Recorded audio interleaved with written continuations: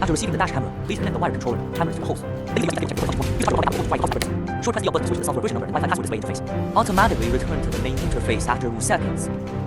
Long press the up button to reset Wi-Fi password. Short press the OK button to pause recording. Short press the OK button to start recording. Short press the button to switch to the environmental temperature reading display interface. Short press the P button to enter emergency recording mode. When the memory card or front and rear cameras are abnormal, the OLED wire controller will continuously vibrate to remind riders to check for faults. Long press the P button to cancel the vibration.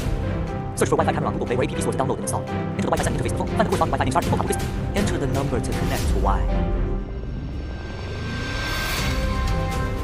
Then open the app. Click enter recorder. You can see the real-time image. Click the button in the upper right corner to switch between the image of different cameras. Click online to view the files in the memory card.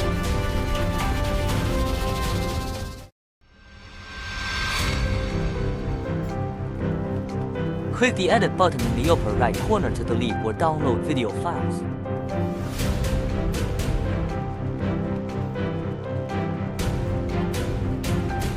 After downloading the video, you can go to the local page to play it, or edit a video to share with others.